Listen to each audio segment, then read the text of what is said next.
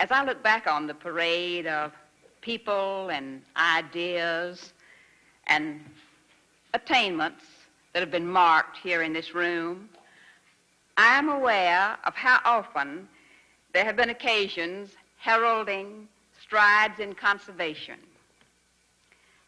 Some of the faces I see here today were at the White House Conference on Natural Beauty in May of 1965.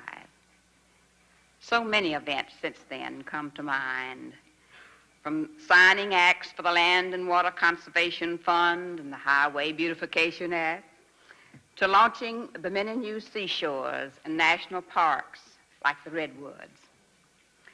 Today, we are issuing 4 new postage stamps, messengers that will go to homes and offices all over the country. They will bring a reminder and my personal hope that Americans will intensify their commitment to conservation in the time ahead.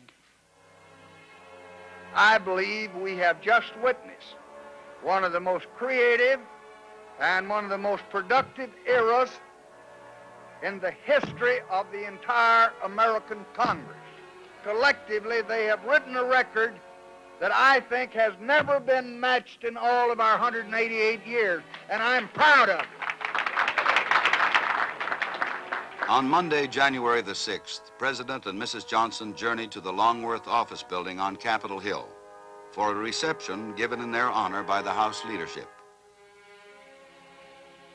Here, surrounded by so many of his former colleagues from the House and the Senate, President Johnson paid a warm and nostalgic tribute to old friendships and a record legislative achievement.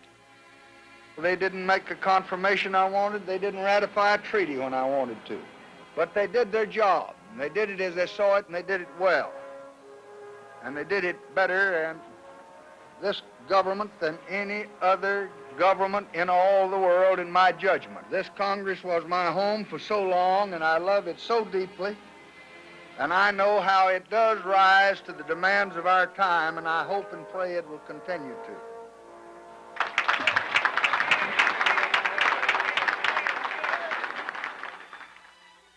3 days later, as a cold, biting wind swept across the Capitol Mall, several hundred dignitaries and a handful of officials from the Smithsonian Institution joined President and Mrs. Johnson and Chief Justice Earl Warren to celebrate the giving of a unique and handsome gift to the city of Washington.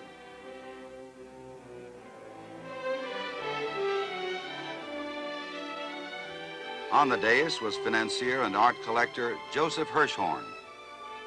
Born in Latvia and raised in the Jewish slums of Brooklyn, Hirshhorn had become a millionaire by the time he was 29.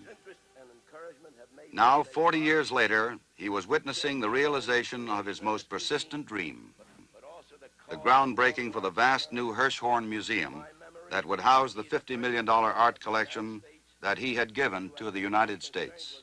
National culture, and his administration was the first to recognize the importance of art in American life and to legislate in its favor.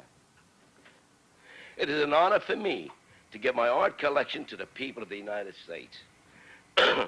I think it's a small repayment for what this great nation has done for me and others who, like me, arrived here as immigrants. And ladies and gentlemen, I want to tell you something else. We Americans are a great, wonderful, generous people. We are wonderful, and I'm glad to be proud of one of the members of this family. I came here as a little boy brought by my mother when I was 6 years old, that's 63 years ago, and I'm glad I'm here.